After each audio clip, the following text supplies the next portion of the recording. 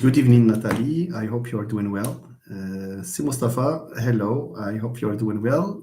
For the first time, Natalie comes before Mustafa. But usually come simultaneously. Si Mohammed Boysan, hello. I hope you are doing well. Thank you. Nice to see you again here. As usual, you are the ones who first make it to these live sessions as a way, of course, of supporting this endeavor. And I'm very grateful to you for this. So let's wait for a few friends to appear, and then we will start the discussion. Songs, lyrics. Good evening, dear professor. It's Miss Hind. Miss Hind, are you the Hind who talked to me yesterday in a private message? You are welcome. Thank you, Miss Hind. أستاذ اعتماد أهلا وسهلا. Hello, I hope you're doing well. C'est Mustafa Morshid. I came first, but you shared 3 lives. Ah bon? Because it said something went wrong. I don't know. So let me just go and thank you for letting me know that that I have 3 lives there. So let me just go directly and so your academic companion. Wait. 1. No, I'm afraid there is just 1 active live.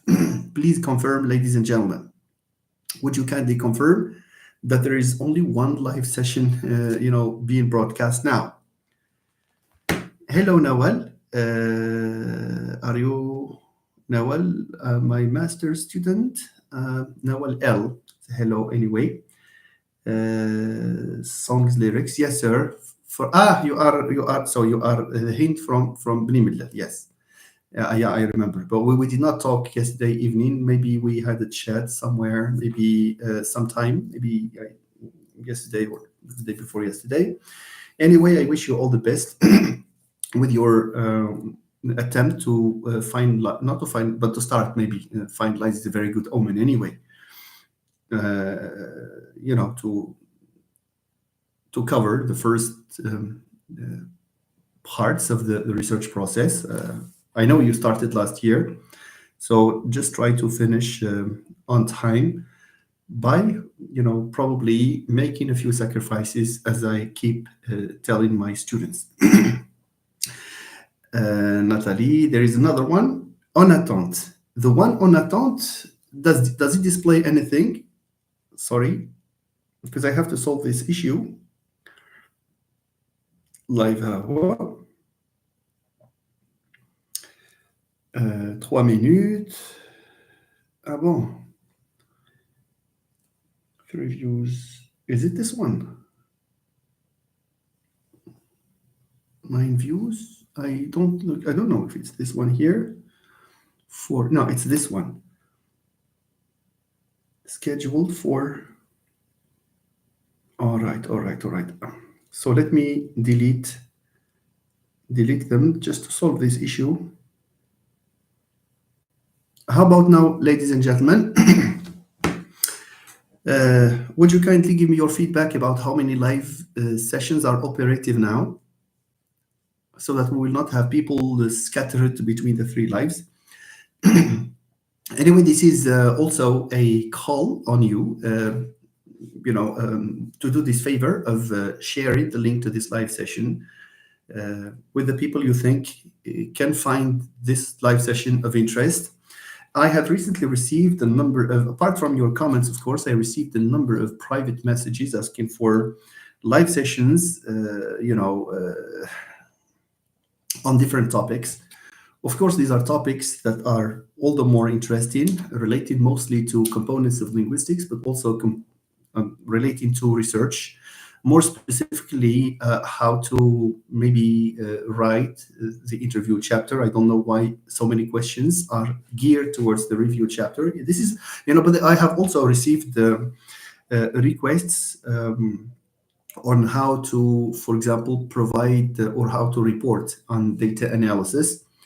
Well, if there are specific individual questions, I can handle them on the spot here. So this live session does not have a specific topic.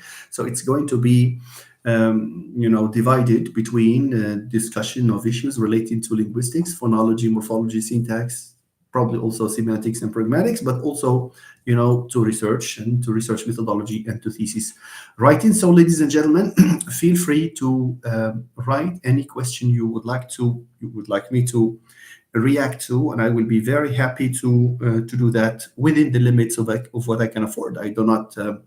I'm not a Superman, so I do not guarantee that I will answer every single question, for the simple reason that human beings are who they are. We are not supposed to know everything. Okay, so Light FF, hello, Professor. Hello. Wait, I have to greet my friends before. There are some friends I did not. So, Nawal, good evening, Nawal. So, for songs, lyrics, that's him.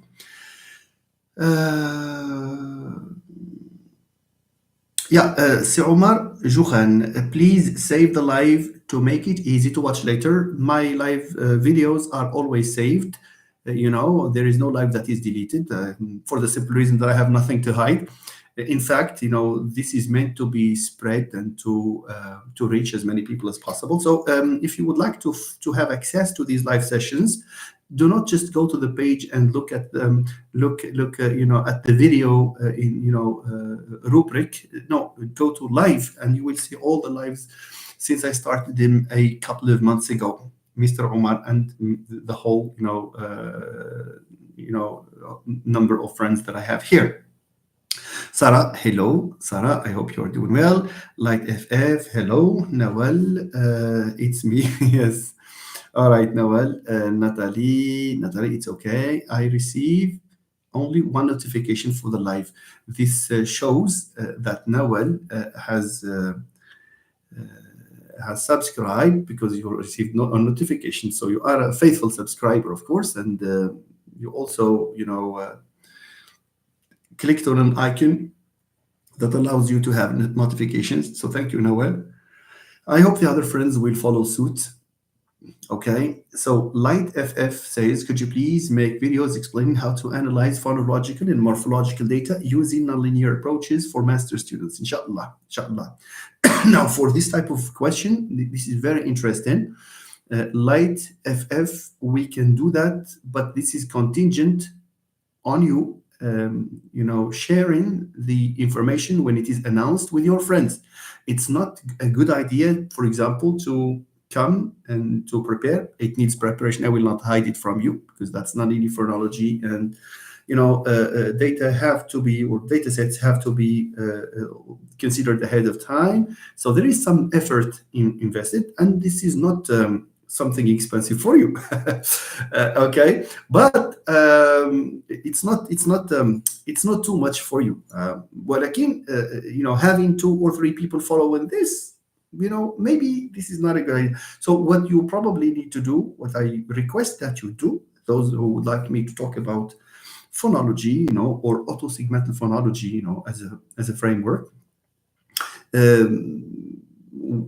kindly share the link with your friends. That's the thing, or at least make sure that I will have enough people, okay, following the live session with me.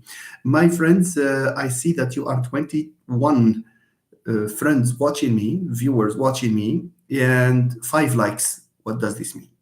Okay, so please hit the like button, at least. Please subscribe if you have not.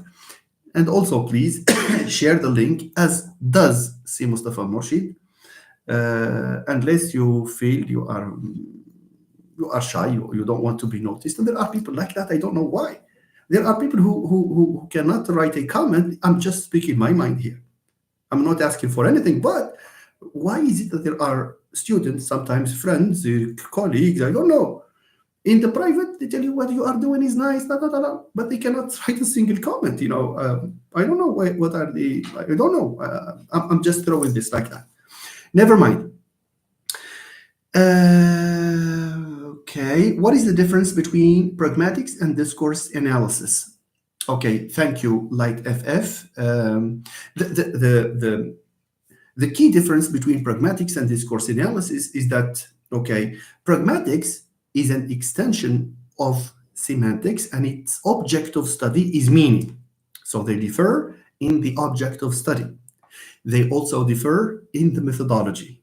I repeat, before I answer this question about pragmatics and discourse analysis, and for that matter, stylistics, okay?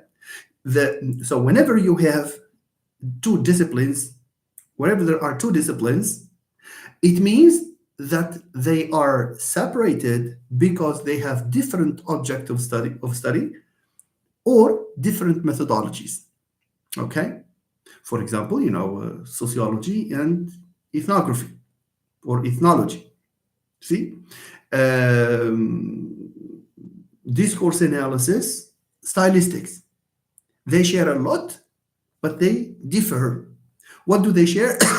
Sometimes you have two disciplines sharing the same object of study.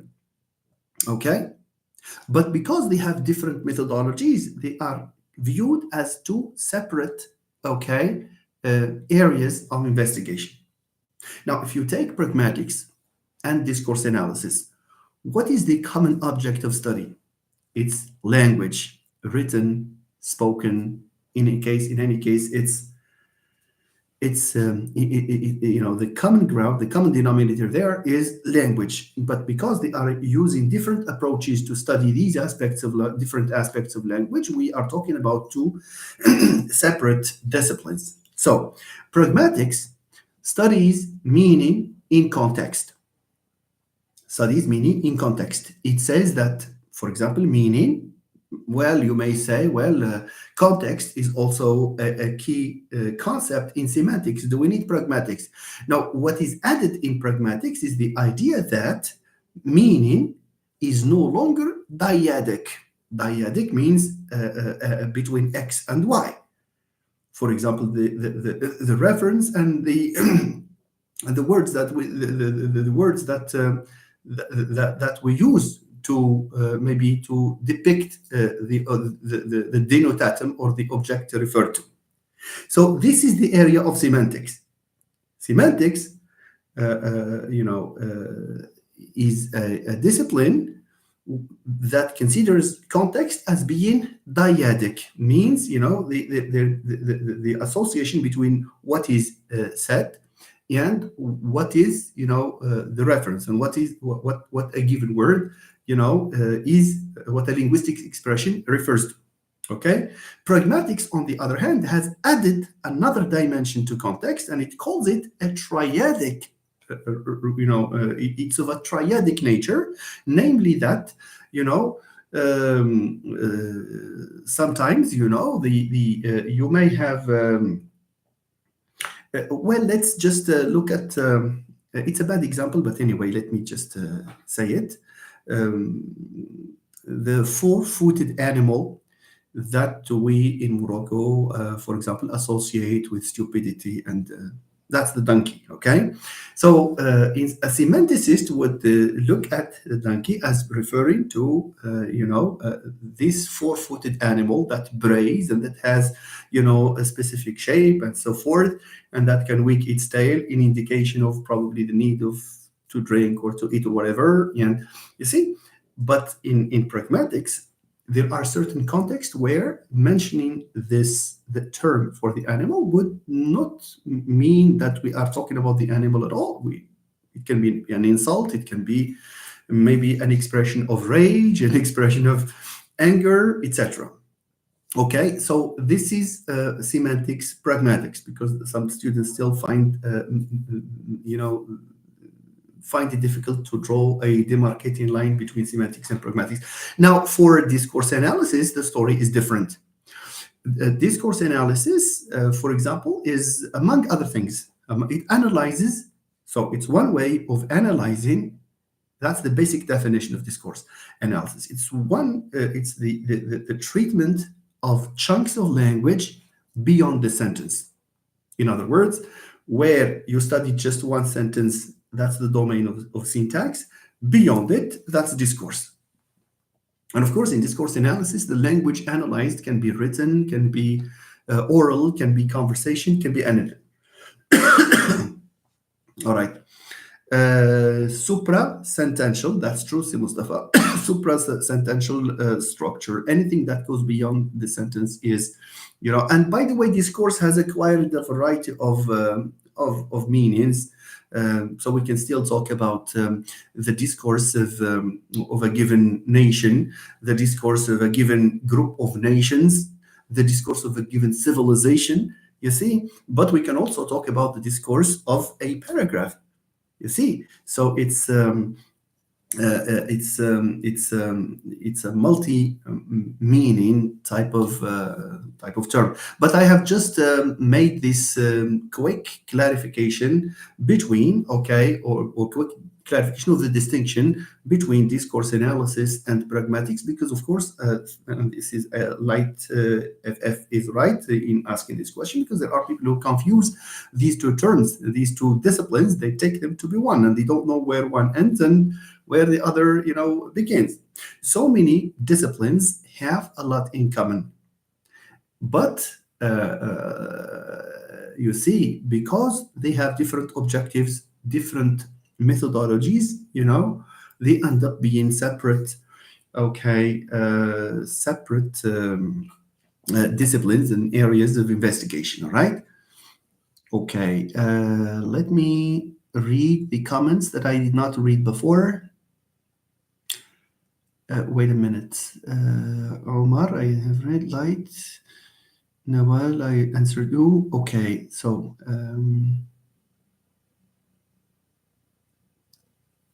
Abdullah Amin, good evening. Thank you.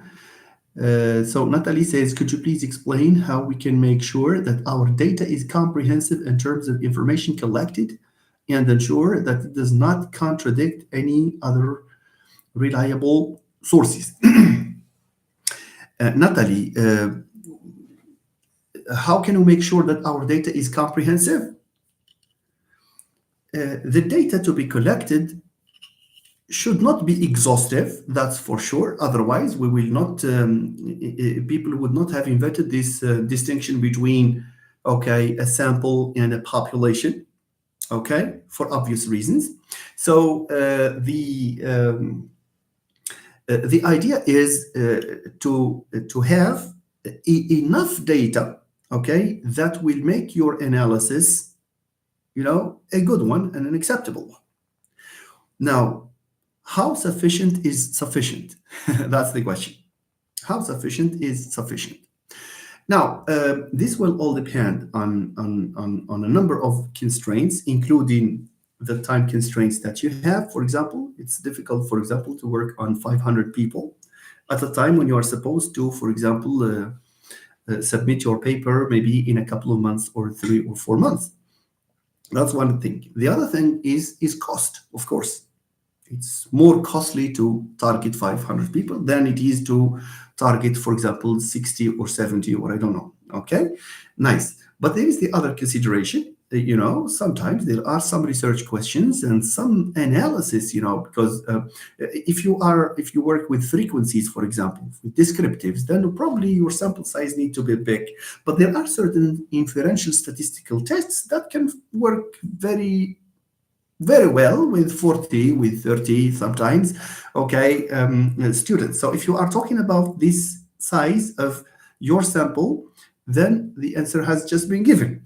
Now, our data is comprehensive in terms of information collected. For data to be representative of the desired, information to be collected, your data need to reflect the variables of the study. I repeat, the data collected need qualitatively, in terms of the quality of the data, it need to be reflected, the variables there. Of course, it's not conceivable, for example, to have, it does not make sense, let's say, it's just a burden to have, for example, a data set, for example, where you have, 7 pages, a research instrument with 7 pages. And you have in the 7 pages, you are putting to test and you are collecting information about 15 variables. While in your study, what you will need are just 4 variables. So this is too much.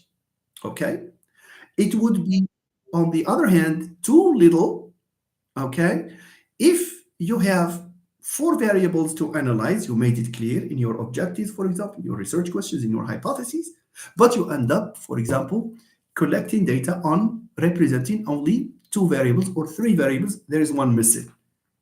Okay, so what is the rule of thumb here? The golden rule, let me say, it's the fact of making sure at the level of the construction of your instruments. I think some of my supervisors are with me here. At least, no, I have no supervisor here. Oh yeah, I have Noel here. I'm sorry. So Noel, you see, we discussed the instruments at length, and they took time to, you see, to study every single item and to make sure that it represents one of the variables that they purport to investigate. This way, you will have enough data. You don't need to worry about these altogether. Okay. Now, for one variable, I'm sorry, I'm perhaps going into more detail than I should here with regard or in regard to Natalie's question. Sometimes you have a variable like the variable of linguistic knowledge. Linguistic knowledge, you can capture this linguistic knowledge maybe in terms of 3, 4, 5 questions, but you cannot write a whole maybe 20 item questionnaire just about linguistic knowledge. You see, so one has to be moderate when it comes to these things. What is bad is when you have variables that are not reflected in your instruments. This is very bad. When you have more variables more items in your questionnaire than you have variables, here you can solve the problem by not considering, by discarding, the surplus there, and therefore your data will be representative enough of what you what you are looking for, and I hope I have made it clear enough, okay, to you, Natalie. Human says, good afternoon. Good afternoon, Mr. Human. Thank you for joining us. Okay, Light, I have answered your question. Ustad Darim Siraji, our dear colleague, dear professor, good evening, dear colleague. She says, I hope you're doing well. All the best. Thank you, Larim, greetings to Professor Siraji and to the family, to all the family members. Thank you very much for being always here to encourage this little effort that we are making with these nice people that are regular, followers of our live sessions. Thank you very much. Okay, Maryam Angel. Hello, Maryam. Thank you for joining us. Asma Nargis. Hello. She has come to enlighten this room by the claps. This room, it's like a chat room. It's this live session with the clapping of her hands, as is her habit. Thank you very much. Sarah says, hello, dear professor. I hope you're doing well. My question to you is, how does an ideal literature review look like? That's very interesting. The structure and any tips that can help students working on this part. Yes, it looks like this is a question that is becoming recurrent, presumably because we are probably at a period of time when students, both at the doctoral level and at the master's level, and also at the ESP level, at the undergrad level, I think they converge, on writing the review of literature in these months, which makes legitimate the question as to what a good literature review should look like. My answer to this question is, look, ladies and gentlemen, and let me start with something I always say, and a successful literature review certainly does not mean reading, summarizing, and reproducing. No, this is a no. While summarizing and reproducing is a key element, but it's not the only thing there. Okay, that's number one to bear in mind. Point two to bear in mind is that, look, if you have any topic, if there is any topic, just give me any topic of your choice. Randomly choose any topic. You see, without formulating first your objectives. If you would like me to switch to Moroccan Arabic, those of you who cannot understand this, but I think all of you, are Anglophones. Just in case we have someone who, okay, never mind, write to me, because we had a friend from Nimla the other day who asked me in Arabic, so I'm ready to answer if you would like me to answer in Arabic. But anyway, look, because this is very important. الله يجزيكم بخير. A review of the literature. اسمعوا مزيان اسمعوا. A review of the literature that comes before the formulation of your objectives is tantamount to a fiasco. A review of the literature that antedates, that comes before the formulation of your objectives, and therefore your research questions, and therefore your hypotheses. Because when you formulate your objectives, you can easily derive research questions. You can derive, you can derive this from that. You understand me or no? All right. Do this first, ladies and gentlemen. Do this first, and then proceed with the review of the literature. Why? Because when you formulate your objectives, let's consider this. I'm just spontaneous, but bear with me. Metacognitive strategy instruction, okay, will improve students' reading performance. You see? Now, what do I have here as a variable? This is a hypothesis. Imagine this is a hypothesis.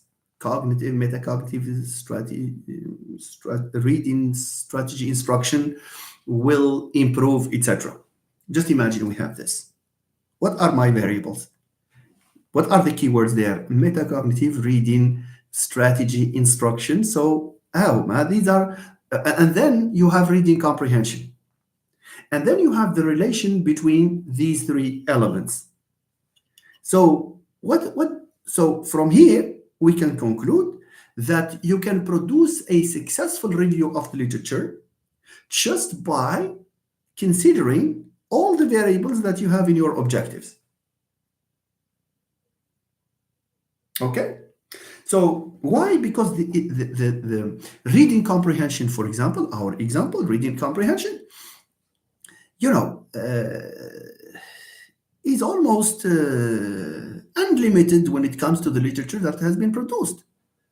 For example, why am I going, for example, to tackle a section on reading comprehension and artificial intelligence? The examples win. This is a very good example. I repeat, for expository convenience. Just imagine my objective is okay, let me say objective and then hypothesis, because they can derive from each other. Just imagine my objective is 2. The objective has to start with 2. To check or to test the effect, if any, of metacognitive reading strategy instruction on students' achievement in reading comprehension. Just imagine we have this. And we can take all the variables there and we do some search, and we will not some considerable amount of search, of course, it's painstaking, and you produce a reading list and you try to, for example, sort them out such that, you have a coherent, chapter where the themes, relating to those variables, are articulated. Someone, for example, and بس المسج example here. So I think this is a living and breathing example of something that should not be done. Look, some students, for one reason or another, hear of artificial intelligence, and that everyone is talking about artificial intelligence, and it's the topic of the day, and there is hardly any topic in teaching and learning that is not couched within a framework that considers artificial intelligence as a key component. You see? And therefore say, I need artificial intelligence. Do you need it? No, you don't. Why? because you have constrained yourself in your methodology and in your objectives, and therefore your hypotheses and your research questions. Do you understand me or no? And why should I consider the variable of gender? Why should I, for example, read the literature on read? You can read because you are a specialist, you have to read. But I am talking about a coherent chapter here. You may produce things in the form of a footnote or a bracket, perhaps, you see, but try to include, that's the answer to the very important question by Sarah, in the review of the literature, you need to include all and only the points, the information that is relevant. شوف, there is a myth now saying that a doctoral thesis that is fat is a good doctoral thesis, far better than the one that is thinner. Well, I'm sorry, that's not a criterion. I'm sorry. There are higher chances for a thinner thesis to be more coherent, to be more consistent, and to address the point and to call a spade than a fat thesis. A fat thesis where, talk about, the history of reading and the types of reading, extensive reading, intensive reading, skimming, scanning, all of these things with the literature, in the literature review, these are unnecessary. You see, you may mention them. I'm not saying that you should, but we have to do that. We have to highlight.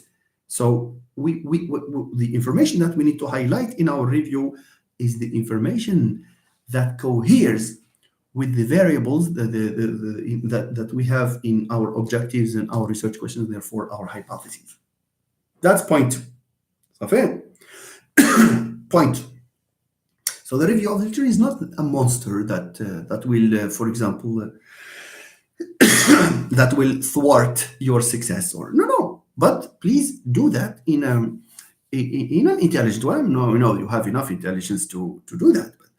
ولكن باش نقول باللي review of literature is a place, because that's the wrong point. Let's face the fact.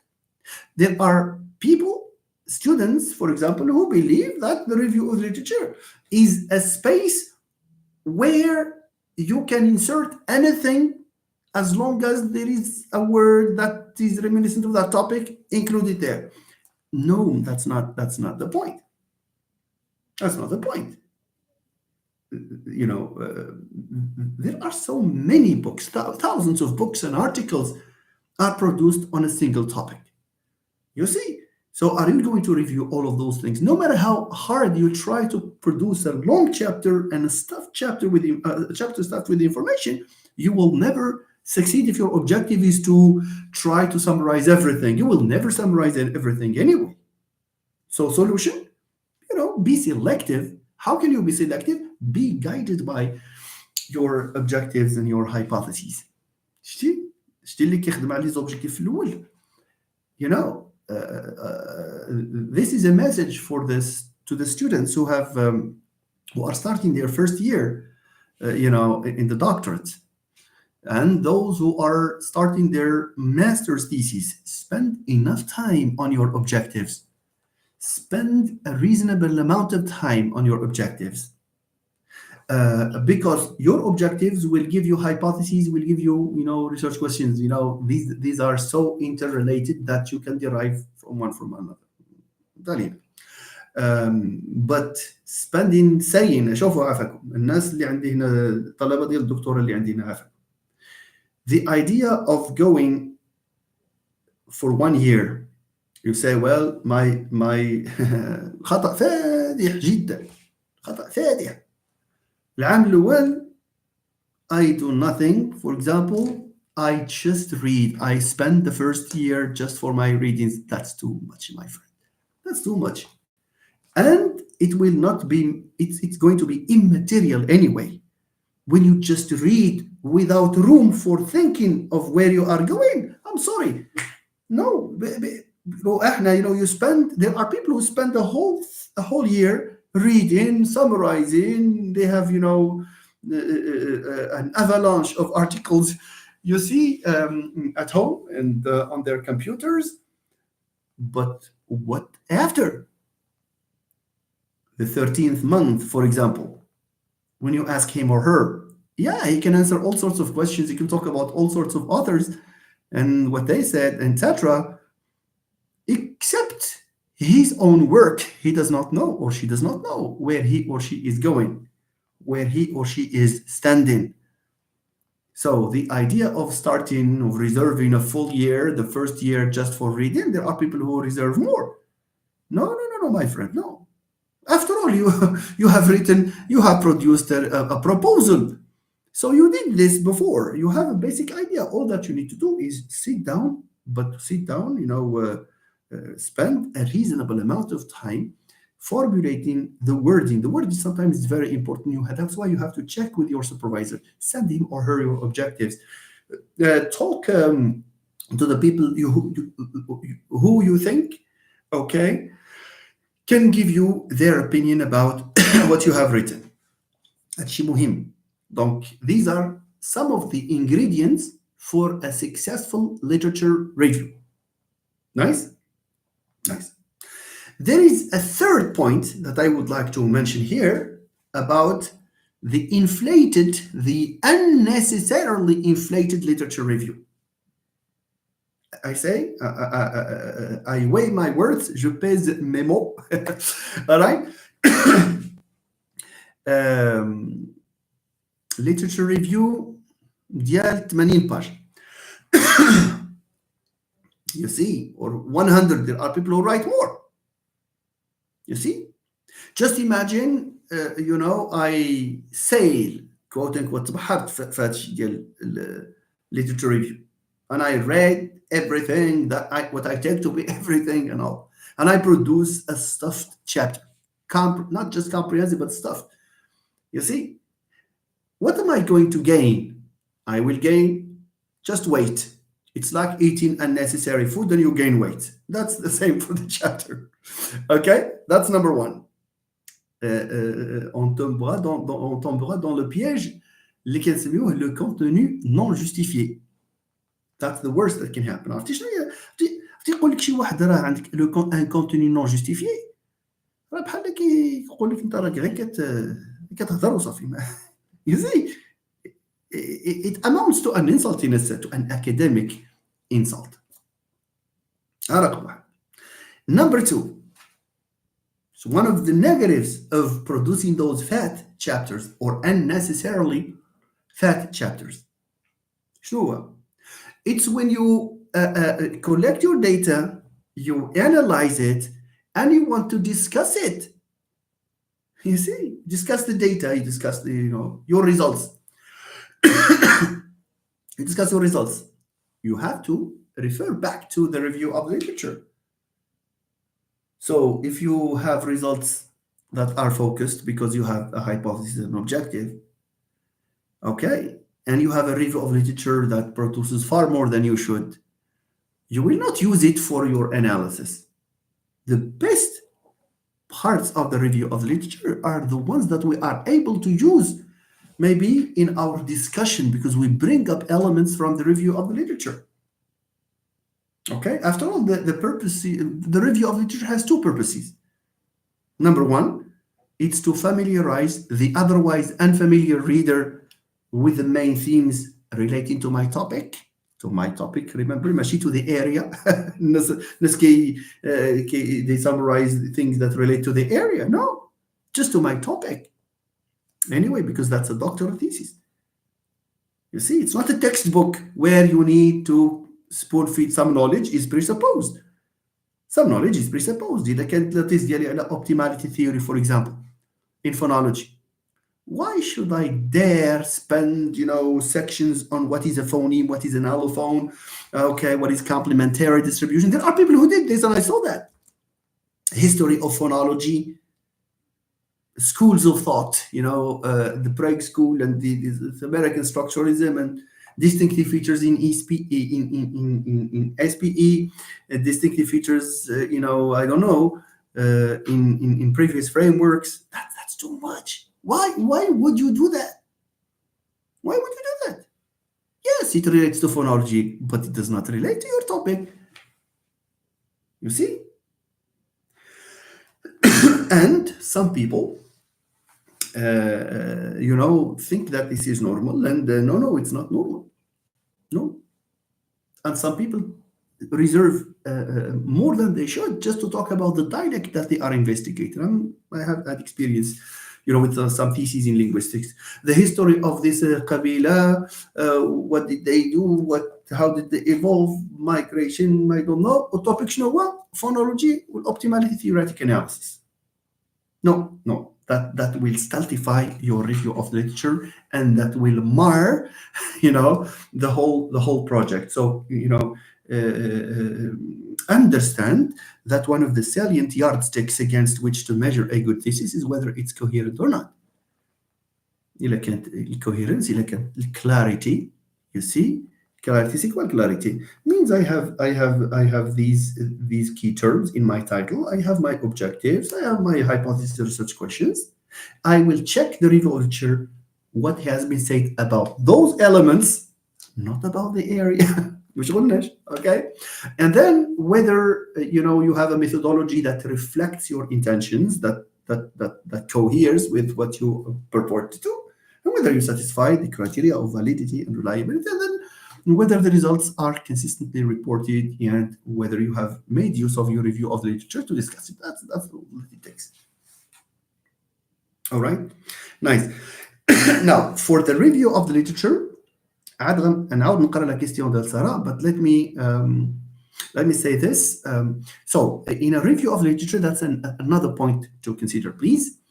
Another point is that in the review of literature, the student, the researcher, the student / the researcher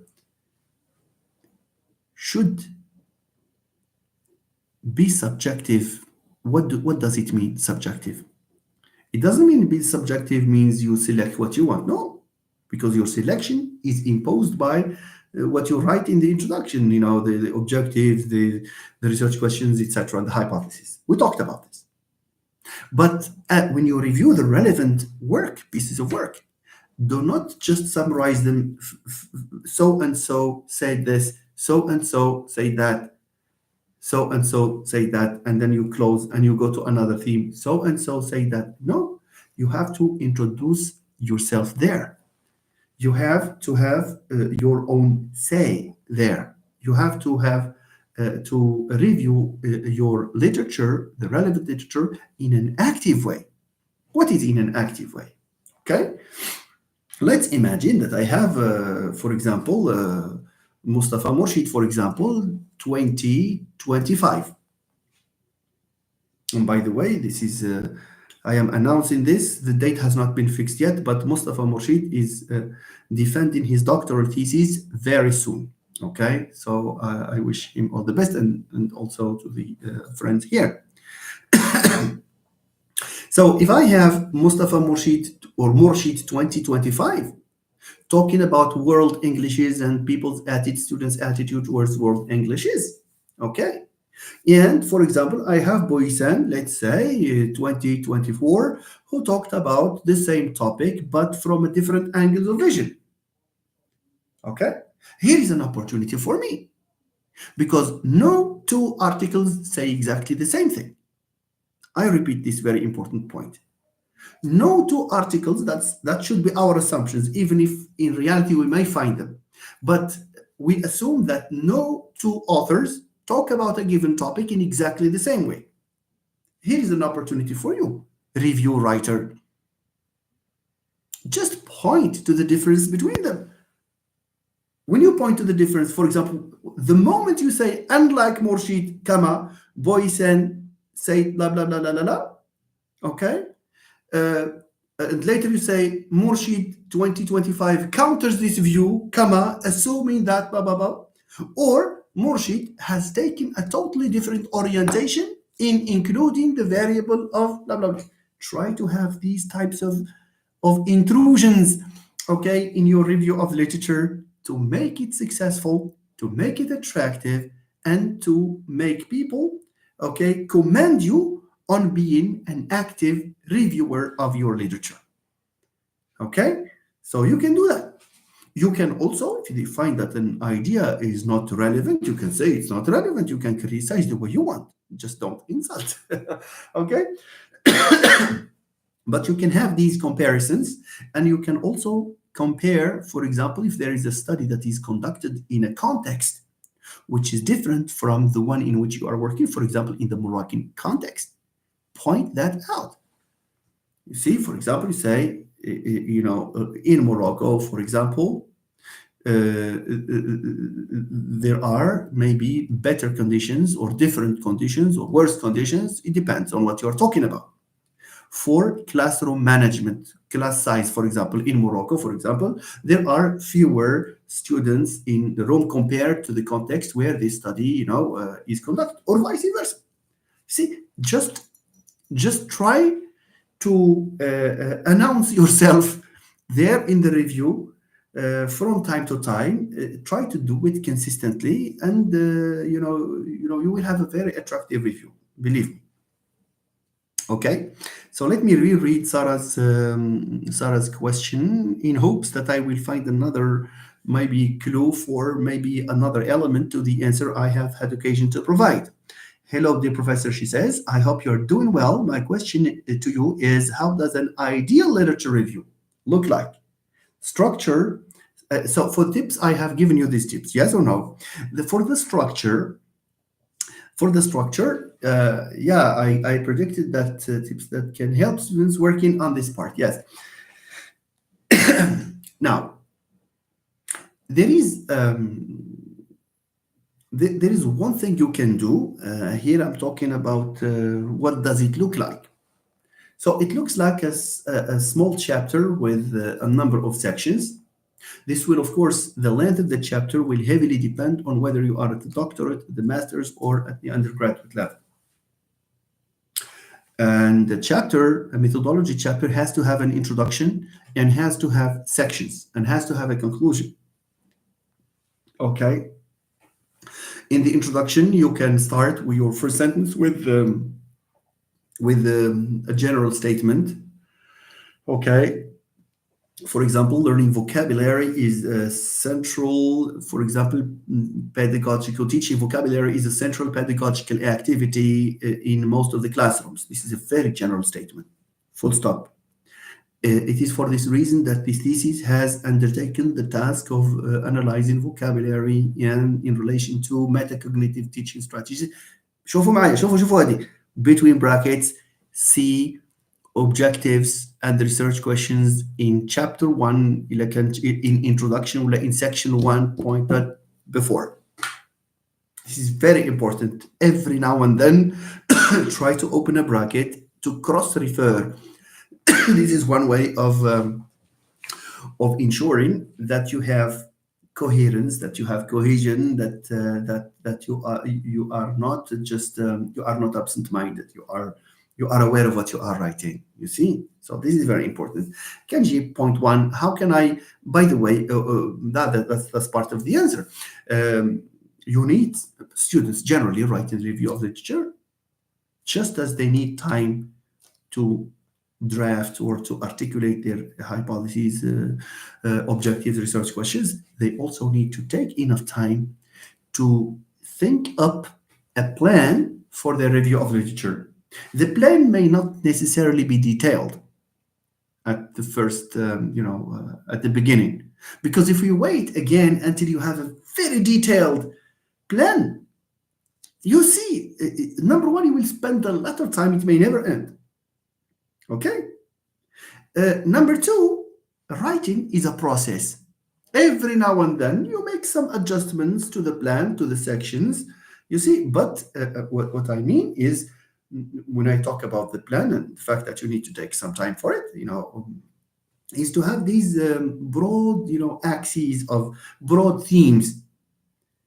You see, broad themes. For example, logically, I should, for example, talk about the teaching of reading, maybe the place of vocabulary in the teaching experience, learning strategies as a factor in acquiring given language. I can review it. مثلا, I'm just speaking my mind. You see, and of course, this will be improving for sure as you discuss this with your supervisor. Voila, these are probably the basic tips. I may have forgotten some. We will see whether some of our friends here have anything to add. Good evening, all. Swatcan, good evening, all. Okay, Human says, watching your live while working just to relieve the days of studying in your in your classes. Thank you very much, Human. You are, writing a motivating comment. Thank you so much, and I wish you all the best in your work. Iman Brigi, أهلا لإيمان. Hello, Professor. I hope you're doing well. I'm doing well. Thank you very much. Thank you for joining. And I wish you all the best in your endeavor to produce a good thesis, inshallah. You and Nawal and Natalie and the ones that I have here, probably who come incognito. Nice. Saeed Rafi, Assalamu alaikum, dear professor. I have just joined. You are welcome, Mr. Saeed. Thank you for joining us. Thank you for being a faithful, follower, faithful friend. Thank you so much. I'm glad that you have joined. Your feedback and your comments were really illuminating. I remember there was a discussion on a number of points that you made. This is really nice. Yes. Okay, let me move on to the. Wait a minute. I think I skipped a lot of comments here. Okay, I have enough comments here to to make me, maybe spend. All right, attends. Super sentential. Natalie, as for sign language, also for sign language, I don't know what. Maybe we're talking about the discourse analysis and pragmatics, of course. Songs, lyrics, I have shared your live session. Thank you very much, Songs, lyrics. I hope they will join. Faiza, Ahlan, Usada Faiza, she is with us. I was about to say that she is the one who is absent, but she is always with us here. Thank you so much. Hello, Professor. So I hope I'm doing well. Nabila Ashfi'a, Ustada Nabila Ashfi'a, she is a French professor, but she has joined. She joins us. Thank you. So her question is, SVP, s'il vous plaît, monsieur, pouvez-vous m'expliquer la notion de la dichotomie chez Ferdinand de Saussure? Okay, I just wonder whether I can make an attempt to speak the language of Molière, which I do not really master. Okay, Madame Nabila, j'aimerais bien vous répondre en langue française, mais malheureusement, I don't know, mais bon, je vais essayer quand même. Pour tout ce qui est de la dichotomie de Ferdinand de Saussure, je pense qu'on n'est pas en train de discuter une seule dichotomie. En fait, la théorie de Saussure est basée sur 4 dichotomies, bien sûr, qui expliquent la notion de la langue chez de Saussure. La première dichotomie, je ne sais pas si vous pouvez noter, c'est la distinction entre le signifiant et le signifié. Le signifiant et le signifié étant, la relation entre le signifiant et le signifié étant une relation purement arbitraire. Par exemple, quand on produit un signe, chez de Saussure, un signe, c'est-à-dire la forme, par exemple, quand je dis une clé, la façon de dire la clé, les phonèmes qui forment le mot clé n'ont rien à voir avec l'objet qu'on appelle la clé. Et du coup, on peut conclure que la relation entre le signifiant et le signifié est une relation purement arbitraire. Donc ça, c'est une première, et elle est devenue un principe, en linguistique, même chez les autres, par exemple, chez Chomsky. C'est donné, c'est assumé. Donc, pour de Saussure, la première chose sur laquelle sa théorie de la langue, la première dichotomie sur laquelle sa théorie de la langue est axée est la dichotomie signifiant-signifié. Et puis, on a la dichotomie langue-parole, c'est la dichotomie numéro 2. Je ne sais pas si j'ai bien ordonné les dichotomies, mais quand même, le but, c'est le même, c'est d'expliquer la théorie en totalité. Alors, pour ce qui est de la distinction entre la langue, not la langue, mais pas la langue, mais langue-parole, langue-parole, c'est une façon de prédire la distinction faite par Noam Chomsky entre la compétence et la performance. Langue, c'est un système abstrait qu'on peut expliquer comme la compétence de la communauté linguistique. Par exemple, il y a des fois, il y a des règles de grammaire, par exemple, qui appartiennent à une communauté particulière. Mais pour les individus, on peut observer des variations, des déviations parfois. Voilà, donc parole, c'est le langage d'un individu. La langue, c'est le système abstrait, qui est un système qui caractérise une communauté linguistique. Donc ça, c'est la deuxième. La troisième dichotomie, c'est la distinction entre la diachronie et la synchronie. La diachronie, la synchronie, bien évidemment, le mot diachronie veut dire l'histoire, et c'est une façon de réagir au traitement de la langue antérieure, ou bien au traitement antérieur de la langue, aux conceptions antérieures de la linguistique qui portent uniquement sur une analyse historique de la langue. Par exemple, il y avait une discipline qui s'est développée en 19e siècle, et bien avant, bien sûr, mais il a atteint le sommet en 19e siècle. C'est ce qu'on appelle la philologie comparative, dont le but était d'établir des parentés linguistiques. Par exemple, en analysant, par exemple, un terme en dialecte X et un terme en dialecte Y, la similarité qui régit ces deux mots est un indice qu'ils appartiennent à la même famille. Et c'est ainsi que les familles linguistiques, pour les langues européennes par exemple, les langues afro-asiatiques, se sont développées. On a deux types de théories qui se sont développées. C'est la théorie de, je ne sais pas comment dire en français, mais c'est the wave theory, la théorie des vagues, et la théorie de ce qu'on appelle the Stammbaum theory. It's known as Stammbaum theory. That's a German word. It's the family tree model. C'est-à-dire qu'on a une souche, une langue mère, une proto-langue, qui est développée en dialecte, et chaque dialecte assume un rôle d'une langue, et ainsi de suite.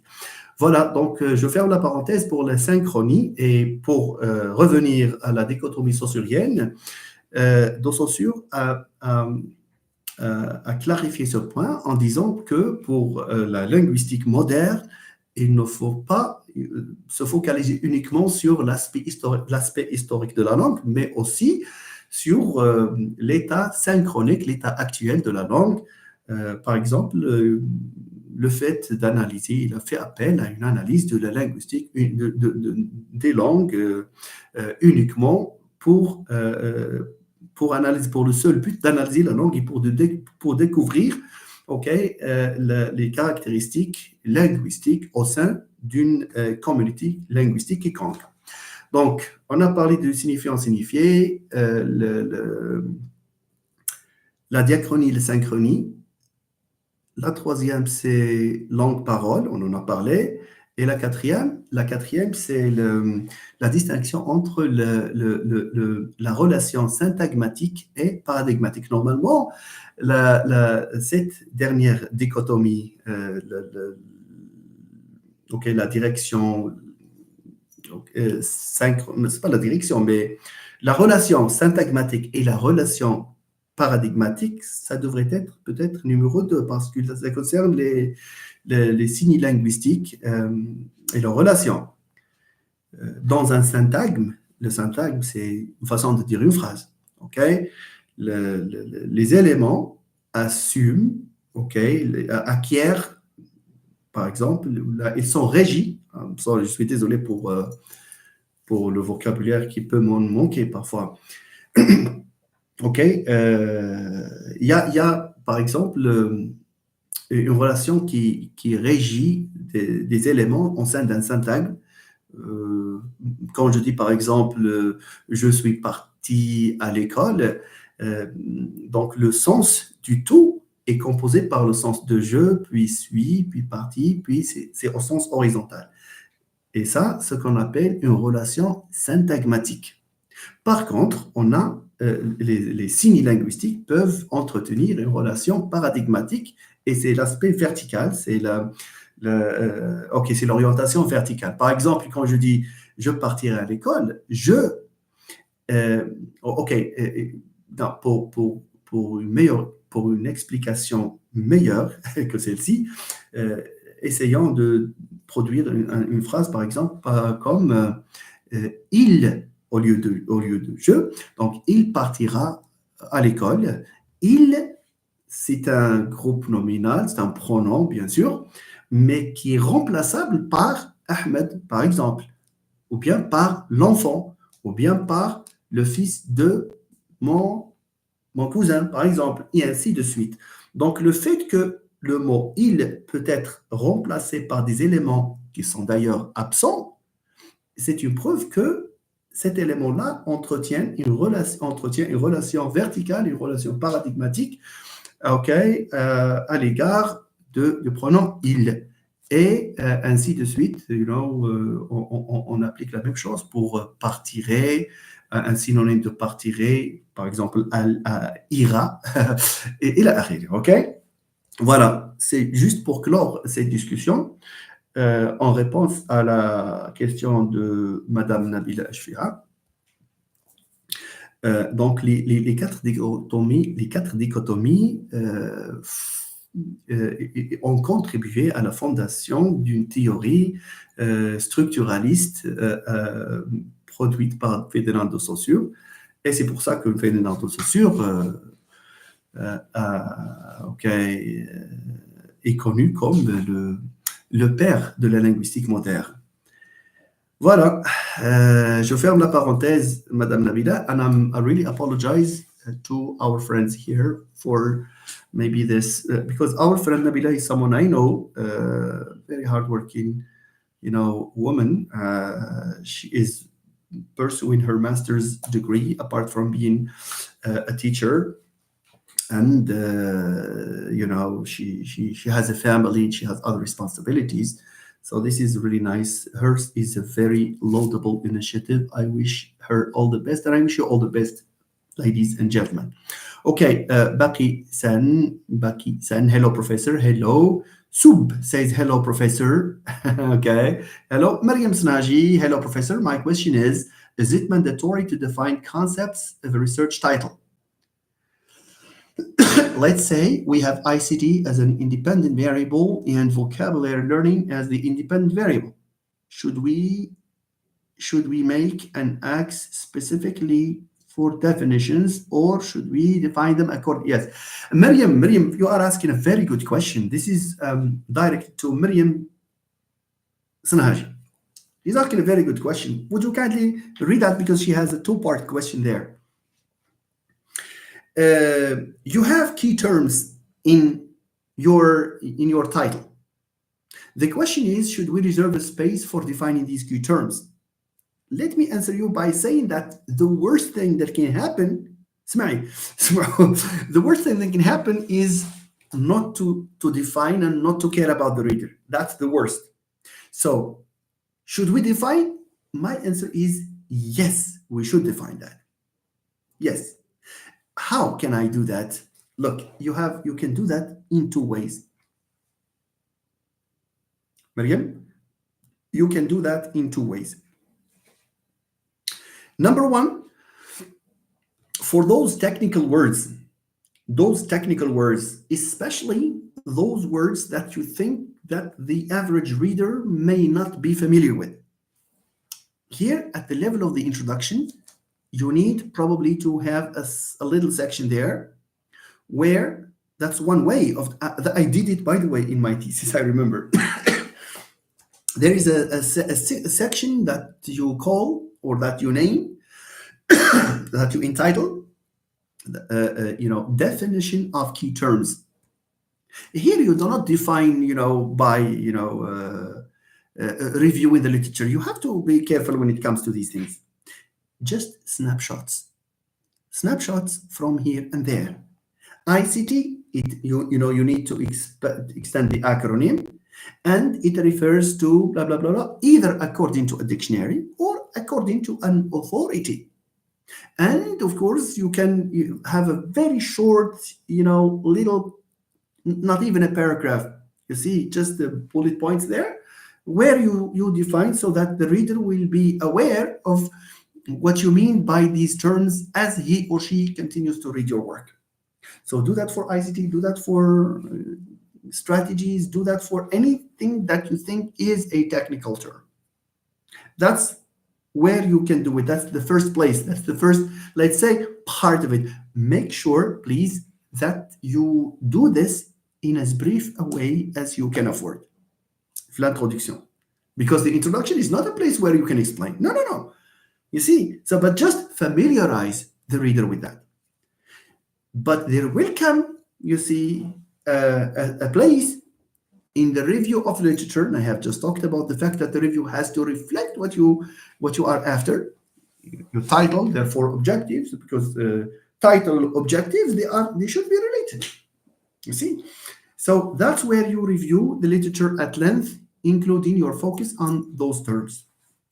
Thank you, Miriam, for this very important question. Okay, nice. Nathalie Leblanc says, thanks, it's clear. Thank you, Professor. Thank you very much, Nathalie. Let's move on, please. Siadil Laglaimi, hello. I hope you are doing well. Thank you for joining us, Siadil. Miriam, thanks a billion, dear colleague. That's so kind of you. Thank you. Ustada Reem, Professor, is the IPA chart, like FF says, the sounds that are impossible for the human vocal tract to make are colored in gray shade. The IPA, I'm sorry, we have two types of. We are probably talking about two. There is one called the cardinal vowel system by Daniel Jones. Look for it on the net.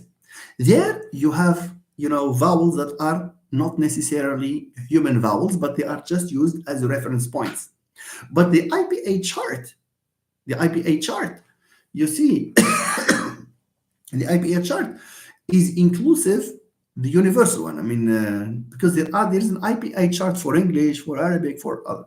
See, it includes some sounds that we may never have heard before, because they exist only in exotic languages. They are very rare and they are hardly pronounceable, like clicks, for example.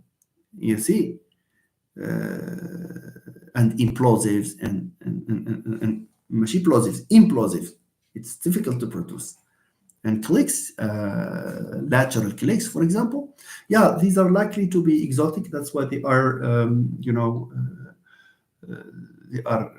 in gray. But you may have an explanation later on.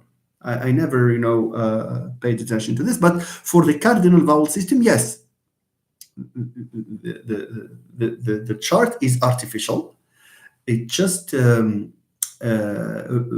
it's just a modeling or a representation of the human vocal tract with equidistant points, that is to say, with points in the mouth that are of the same distance, and each distance represents a vowel. Some vowels correspond to the vowels that we have, in natural language, but some other vowels do not.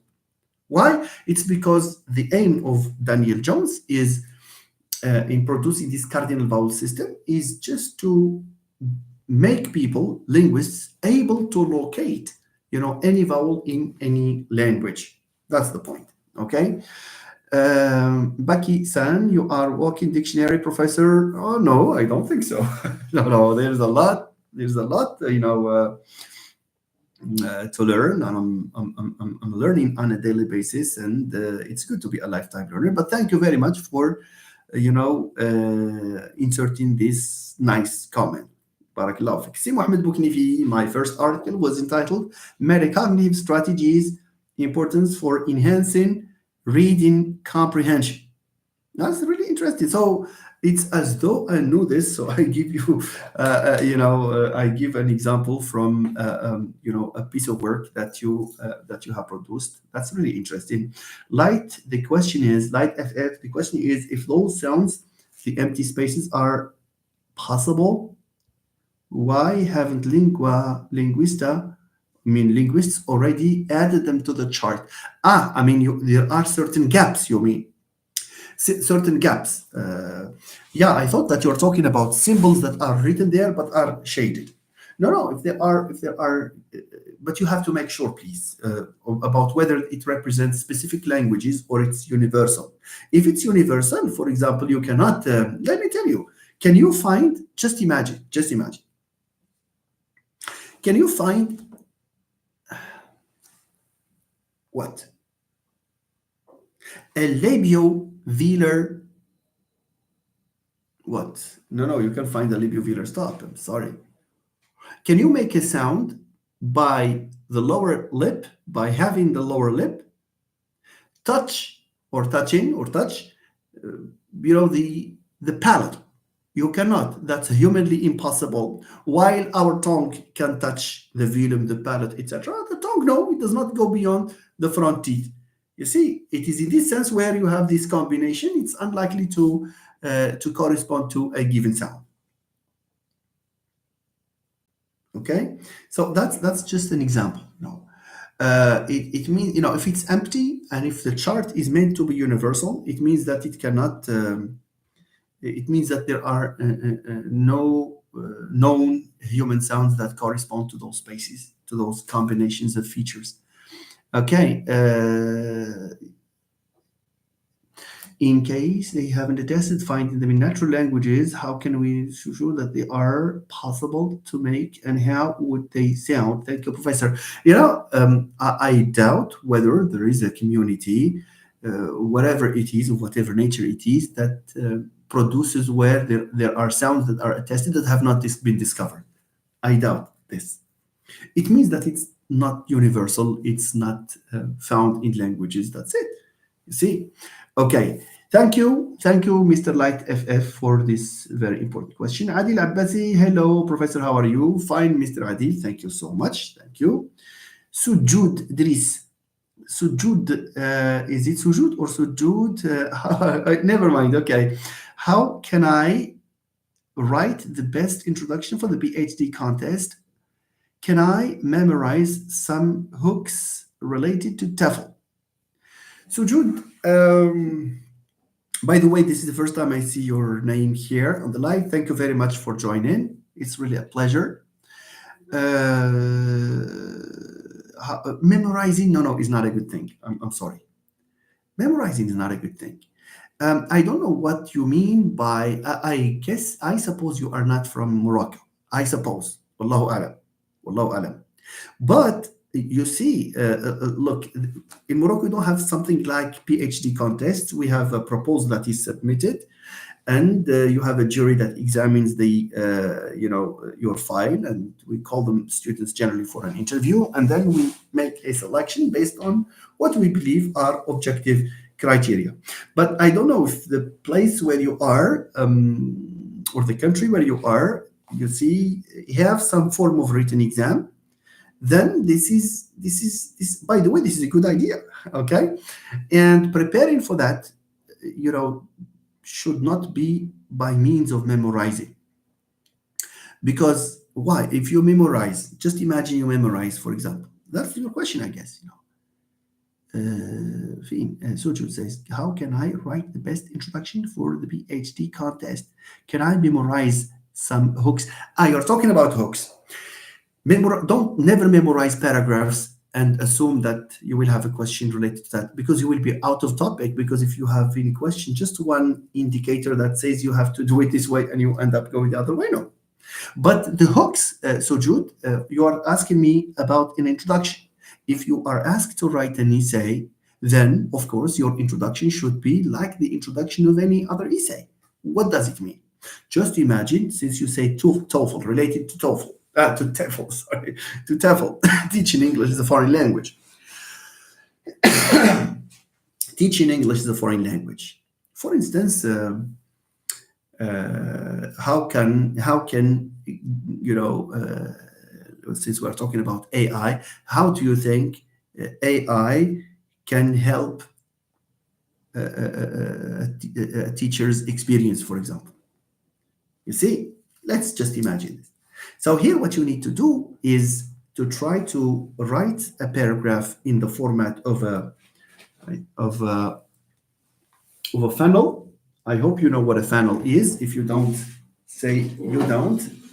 But a typical introduction, you see, and this is how people judge your introduction, by the way. And the introduction is very important in a given essay task. So the introduction has to have something like this. Okay, like this. And then as you go towards the end, okay, so it gets narrow. So here you start with what is general. For example, if the question about how AI can aid a teacher's experience or teaching, here you say the 21st century has been characterized by the inception of technologies, that has gone. I'm just, this has gone to the point of inventing, softwares that we can within that are known as artificial intelligence software. So you can talk a little bit about artificial intelligence being a salient feature of the 21st century. And then you can here talk about the applications of artificial intelligence, not necessarily for teaching. It has had many applications like translation, like blah, blah, blah. You see, search engines like picture transformation, video editing. But you can also say here that the teaching sector is no exception.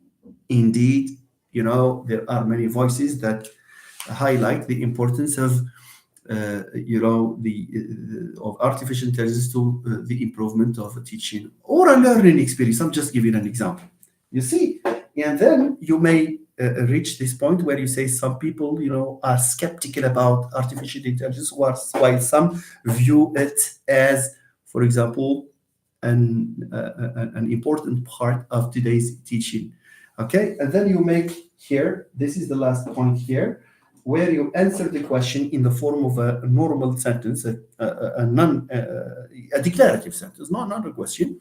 You can say, I believe that, or to the best of my knowledge, as far as I can tell, it seems that, etc., or it stands to reason, to believe that, or there is good reason to believe that artificial intelligence can help, I argue that artificial intelligence is more of a bless than a curse, when it comes to teaching. And then you develop your paragraphs. So here, this is the introduction. This is the general shape of an introduction. Start with very general statements, narrow them down as you move towards the end of your introduction. And the last sentence, called a thesis statement, is where you should show that you are answering the question.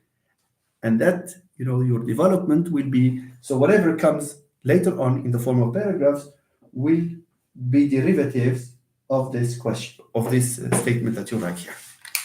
Thank you, Sujud. I hope I have answered you. Tell us where you are, contacting us. Thank you very much, by the way. Nawal has retracted a message. Mhand Unhaim. Hello, dear professor. I hope you're doing well. Thank you, Mr. Mhand. I hope you're doing well too. Manis Mhand. Manis. I guess, I don't know. Let me just, it's a sheer guess. I think Tinghir. What is it, I guess? I don't know. Tell me, please. Nawal, I would like, Nawal has gone back on the retraction of the message. I would like you, please, to clarify how to differentiate between the introduction and the review in terms of content. Okay. Okay, my friends, my message to you, especially those of you who are as ambitious as is Nawal, because I know the person very well, the introduction normally the introduction is to be left until the end, at the end, to the end. We don't write it at the beginning. We may draft a version of it, but the real shape, the final shape of the introduction should come after you finish everything. Data collection, analysis, everything. Conclusion, عاد ندير introduction. That's the point. That's point one. Point two, and in an introduction, I'm sorry, I don't know why this cough. I think it's the same for so many people. So many people are coughing a lot, no matter how much we drink and okay, لا يعفو علينا وصافي سميتو. It's a cold. I think it's coronavirus. I think we keep just coughing like that for no obvious reason. Anyway, الله يجزيكم بخير. For the introduction, الانترودكشن عاوتاني داك الانترودكشن كاين اللي كيدير داك العنتريات في الانترودكشن، فهمتيني، ما انزل الله بها من سلطان. كاين انترودكسيون اللي فيها 24 باج، ويلي 24 باج that's too much بالدكتوراه. ان انترودكسيون اللي من هنا القنيطره، لا that's too much. An introduction, and I understand you know it, because there are people who make this impression that they are writing a review rather than an introduction. لا, no, كثرت لي références في introduction. No, that's too much. So, what should we include in the introduction? Number of points. By the way, it is a general tradition in theses written in the field of applied linguistics, je dis bien applied linguistics and education. There is this tradition for the introduction to take the form of sections and probably subsections. But there is another approach, for example, especially in cultural studies, literature, theoretical linguistics, where the introduction goes just, it's one section, one long section. Okay?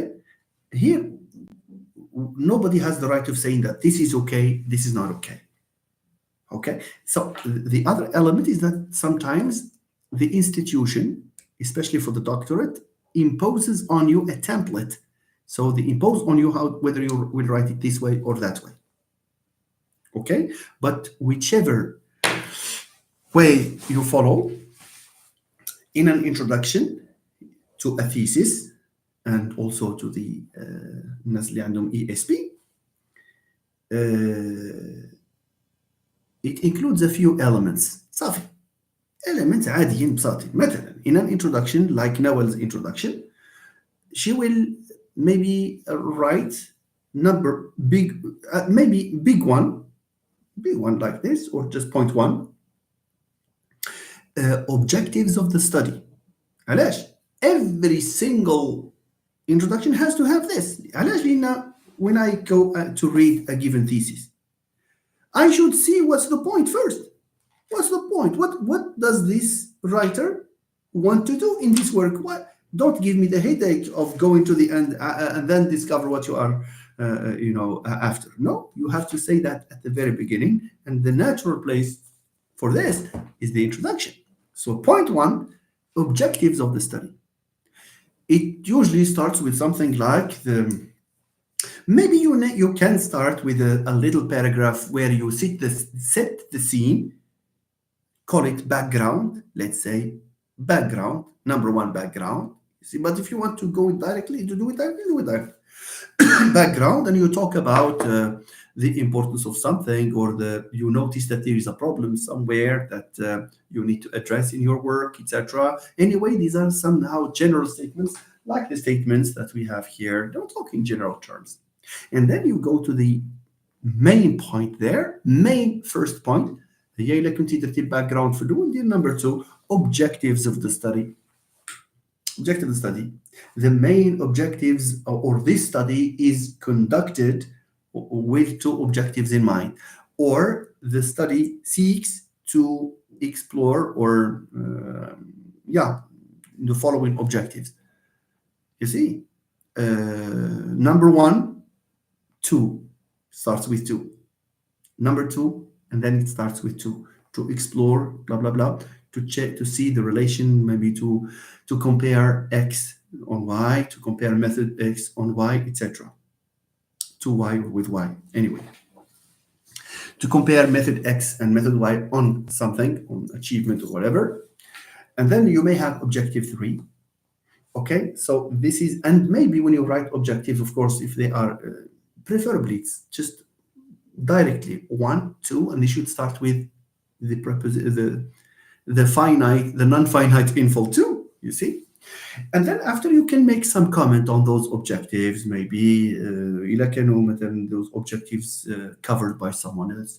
You can say, well, these have already been addressed, but this issue, to the best of my knowledge, has been missing in research. You say it your own way, and that's the research gap. See, donc objectives are a research gap. Objectives are there are people who would call would not talk about objectives, talk about research gap. Well, yeah, okay, good. So after you write this, you have another section. That's section 2 or 3. It depends on whether you have background or not. It's called rationale. Rationale with E at the end, and it's not pronounced rational, please. Rationale.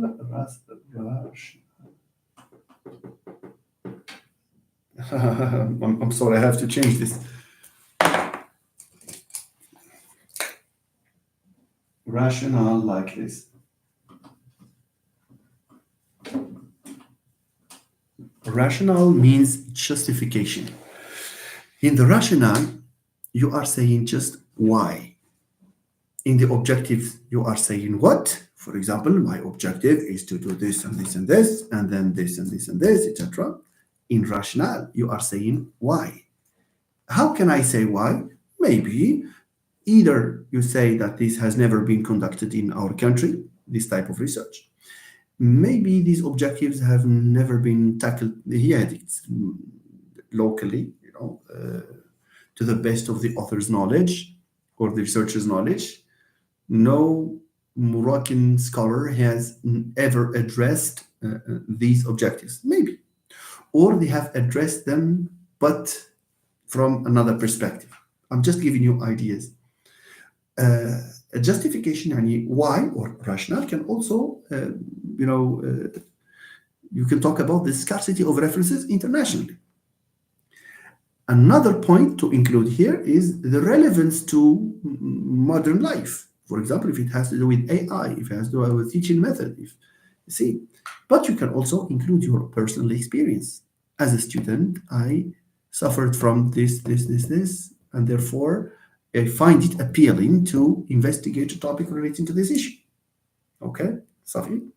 Then you have, you may talk about definition of key terms here. After, you need a section called definition of key terms. And then where you write the terms and then the definition in a brief way with preferably an example just for the reader to understand. Then maybe significance of the study, or you can have things like these, and then later on the last section should be organization of the study. صافي introduction ماشي شي حاجة اللي تكون فيها and no one made it clear, because some people are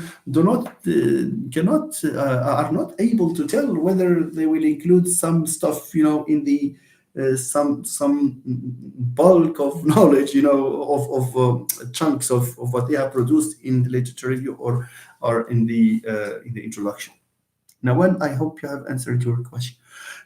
Mifi, hi professor, sorry I'm late. You are welcome, Mifi. Thank you for joining us. Thank you. Really kind of you. Professor Seraji says there is a category of doctoral students who unfortunately pay other doctorate candidates for writing their scientific articles instead of writing them, oh la la, oh la la. This is really disappointing.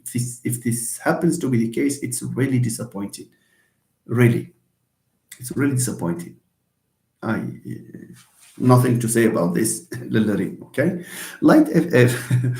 Professor, what do you think about the use of artificial intelligence to write a PhD research? The main purpose of technological development and advancement is to make a human's life easier. Yes,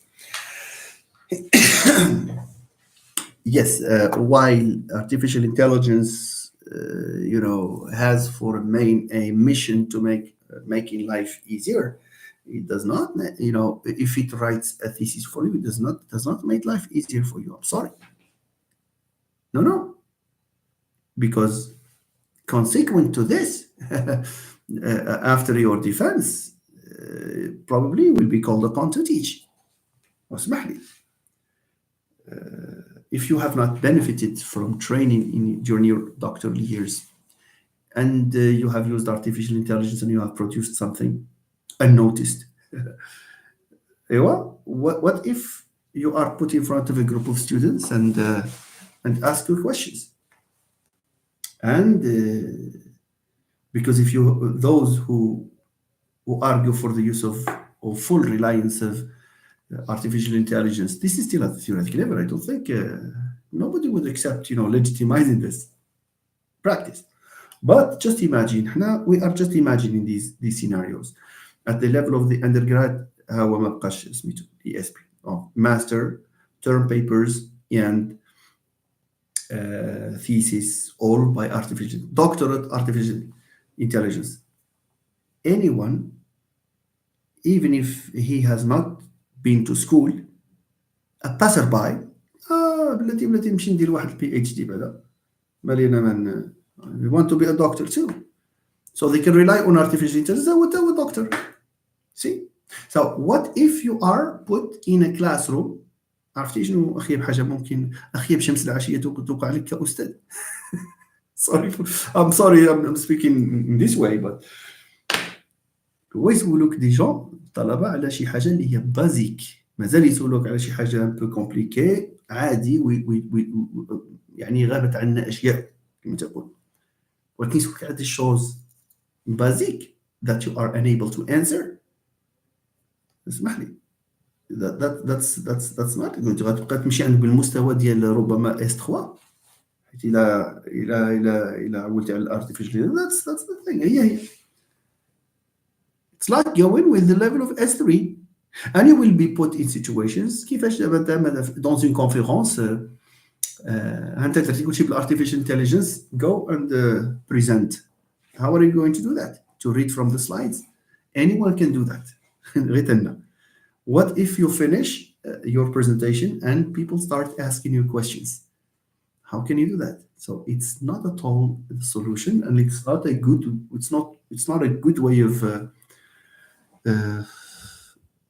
of arguing for artificial intelligence in research. It's a no, because the human is still irreplaceable. Okay.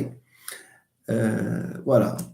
This will encourage lazy people, to go for doctorate, and everyone will have دكتوراه لكل مواطن. You see, then تجلس في القهوة فلان دار دكتوراه وي so let me do it too tomorrow. ناخذ اللوجيسيال نخلصوا هذا. That's it. أنا am a doctor. لندن نلبس حتى أنا هذاك الشيء ندير ديك الحفلة وهذا. It's not this. A doctorate journey where there is no learning is a waste of time. See, you should be learning. When you write a section, you wake up in the morning and you change it, and you change it again. دابز معها باش تكون capable. There are things you can get, by means of, for example, synonyms. You can look for, I don't know, formatting perhaps, but the production, it should come from you. That's the most natural way of considering the thing. In this case, you agree with using how can no, it's unethical, and it's non-academic, it's inconceivable, it's unethical, it's all sorts of adjectives that stand firmly against the use of this type of use of artificial intelligence. This is a misuse and abuse and all of okay, it's the abuse of artificial intelligence. Inshallah. So, Reem, if you have time, you can come and attend the defense by Guy Mustafa Morshid. I hope I have not missed a comment here. Wait a minute.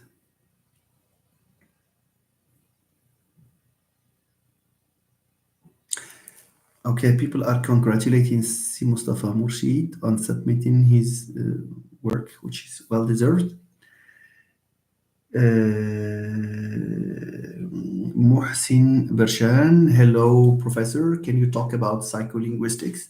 Yes, but what what issue, Mr. Muhsin, would you like me to talk about? If you would like me to reserve a section of a segment in a live session, for that, please send me, because it's not a specific question. Can you talk to me about psycholinguistics? There is a lot to say about psycholinguistics, actually. Si Muhsin, if you can hear me, I would like you to send me a specific question on the on relating to psycholinguistics, or if you have a table of content for a textbook that you are using, just send it to me so that I know what to talk about in the next probably live session. Yusuf Driouche, hello, Yusuf. How can we find adapted references? What do you mean by adapted references? What do you mean by adapted references? I'm sorry. Do you mean secondary references? Do you mean okay?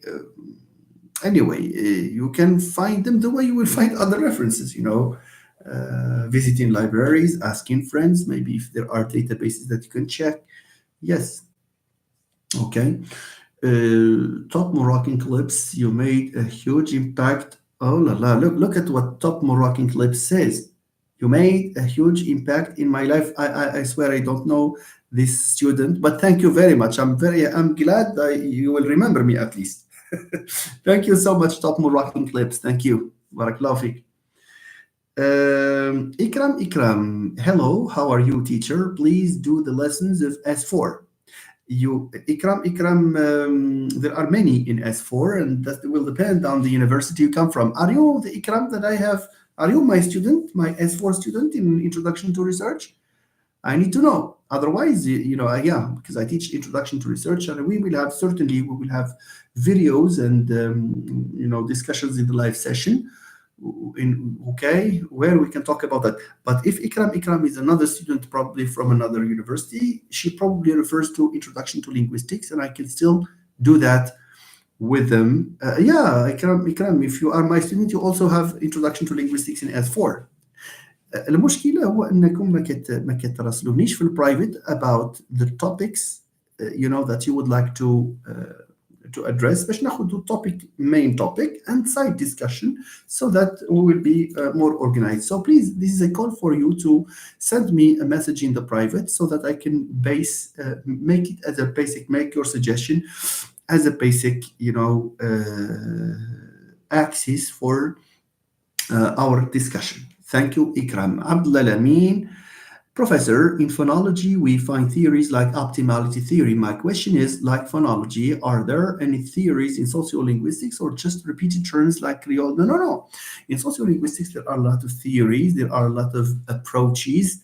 Okay, just to,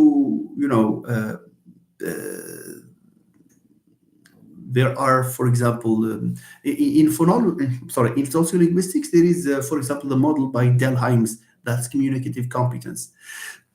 there are theories relating to standardizing a language, to language policy, language standardization.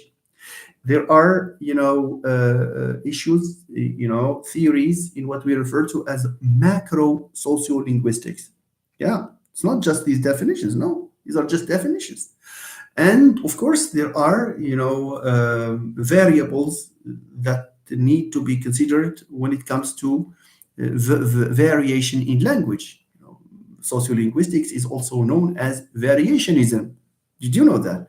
Okay, so there are a number of theories, a number of theoretical standpoints, of course, a number of models. Yes, there are other topics relating to multilingual education. Okay, maybe we have frameworks like the framework of Basil Bernstein, talking about elaborated code, restricted code.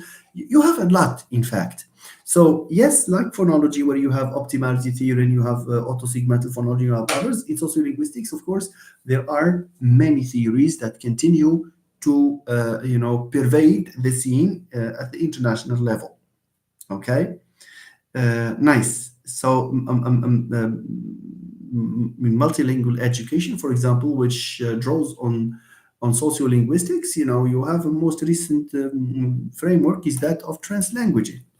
And see Mustafa Morshid, because we have just talked about his thesis, is tackling an issue, in relation to native speakerism and world Englishes. That's macro sociolinguistics. We can classify this as macro sociolinguistics.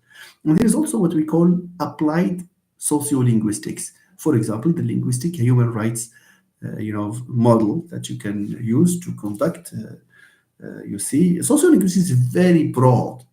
It's so broad that there are a lot of models, a lot of theories, a lot of perspectives, a lot of paradigms. Thank you, Silamin, for asking that nice question. Okay, from zero to hero, very good. Your name is motivating. From zero to hero, just by reading this, one gets motivated, just like that. Good evening. Good evening. Nathalie Leblanc says, la langue est le résultat d'une convention sociale transmise par la société d'individus, tandis que la parole et l'utilisation personnelle de la langue. Exactement. I think I said that, but you said it in a nicer way, Nathalie. Yes, thank you. That's absolutely right. Iman Imano. Hello, Professor. Iman Imano, I think she comes from Nador. I think she studies at the Polydisciplinary Faculty of Nador, because I remember her from the previous live. Anyway, you are welcome, Iman Imano. Thank you. Nathalie Leblanc, la théorie des vagues concerne l'évolution de la langue. Yes, it's just like the Stonebomb theory, the family tree model. Thank you, Nathalie, for the contribution here. Miriam, thank you, Professor. Kamal, Masterpiece Channel. Good evening, dear Professor. It's very nice to have you as my new professor in the Faculty of Rabat. Okay, nice, Mr. Kamal. Thank you for joining this channel. I hope it will be of use to you and to your classmates. And it's equally my pleasure to have you in my class. Thank you. Nathalie, in the final introduction, Nathalie says, but I forgot something. I missed something here.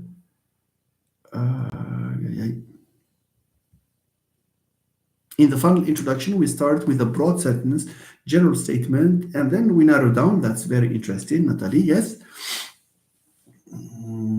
How can we report objectively our work and prevent personal biases? No, there is no personal bias at all. When you have article A or study A and study B, and on objective, when I say introduce yourself there, on objective criteria, just come and say, well, this is what I observe. Don't do anything beyond what you observe. If you infer logically, that's it. You will not fall in any bias. Believe me. Okay. Asma, thank you. Nawal, thank you so much. It's so insightful. Thank you. Really, thank you. Okay. Thank you, Professor. A doctor dissertation should be regarded as a personal work. Oh, yes, it's a personal work, and you will pride yourself on producing a piece of work like that, with your family, you see, it will be a document that will stay with you for as long as you are alive. Ayyub Shaib. قبل أيوب شعيب. I think we have we have محمد الزرق. أهلا سي محمد. How are you? تعطلتيش ويا اليوم لا؟ It is the process that matters. Thank you. The journey is is a formation, is a training in itself. Okay. El Hadoushi Musab. Hello, sir. I hope you're doing great. Thank you very much. You are welcome, Mr. الحدوشي. Ayub Shaib, hi professor, I'm getting trouble with the research project. Tell us what type of problem you have and at what level, Mr. Ayub, and we can help. Not necessarily me. We have very hardworking people here, people with experience who can help. So please, you can tell us about your topic, tell us about what specific problems you have, and we are here to help, inshallah. Okay. Thank you so much. Thank you, Ustad Reem. Mustafa Murshid would like to thank you, my thesis examiner, Prof. Rose. He is a great scientist. No, not a scientist, not a scientist. Okay, see, Mustafa. We're just learning. That's a learning opportunity, right? So thank you very much, and I wish you all the best. First year doctoral students, Professor Siraji says, should pay a visit to Al Akhawan University, for example. It's huge. I have friends there who can help you borrow books. This is really interesting. Thank you, Professor Siraji, for this. And there are, there is Maktabat Al Saud in Casablanca. But you know the worry, Professor Siraji, and everyone here, our friends here. The worry is that people nowadays are less concerned with the library. It's like they find it prehistoric. I don't know. They always need that ready-made PDF that they have to consult on the mobile or on their computer. Sometimes when they are lying in bed, they can still, read. That's the thing. That's a fact. That's an abominable state of affairs. Okay. Okay. الأخوين زعما libraries not libraries in general are less and less frequented. That's what I have observed. Allahu Alam. Of course, there are many good libraries, of course, that people can visit. Okay, thank you, Professor Siraji. Abdul Alamin, dear professor, thank you. Clear professor, he says. Ayub Shaib, can you talk about semantics and pragmatics? It seems that it's the most difficult module in S6. Yeah, sure. I will also reserve sessions where I will be talking about specific issues in semantics and pragmatics as the program, of course, unfolds. Talk about semantics, please. I will. Thank you, Ayub Shuaib. Yes. Rabia El Fadil. Ahlan si Rabia. How are you? Rabia, my former outstanding student. Hello, professor. I hope you are doing well. Could you please dedicate some lives to SLA? Ah, it looks like you are a master student. Sirabia, I will dedicate live for SLA in the classroom next Thursday because I will be teaching you. Sirabia, are you? I guess you are a student. I guess at the level of an S1 student, a master's S1 student. Yes, inshallah. So I will be talking about these things at length. But this will be done as the semester unfolds, as I said. Your job, ladies and gentlemen, is to share with the people you think will be interested. This is the only way this channel will keep surviving. Okay. Anyway, maybe we can afford some probably 10 minutes or so if there are questions. Otherwise, we can skip probably to we can call it a day. So I have a wonderful. We will have a wonderful. Inshallah, I hope we will have a wonderful semester, as was the case with my former master students. Especially, anyway, there were groups that were unforgettable. The experience was on the whole very fruitful and it was much fun. It was a pleasure. It was full of learning and discussions. That was really nice. So it's good, Sirabia, that because I will meet your group for the first time. That's why I asked. Okay, because I have not been with you in semester 1. All right.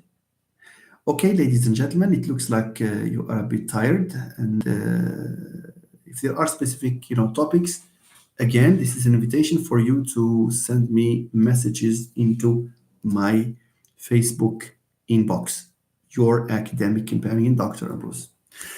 I think we need to bid farewell to each other in hopes that we are meeting, inshallah, as soon as possible. Thank you once again, and I hope I have answered some of your questions. Sometimes clumsily, sometimes with relative success.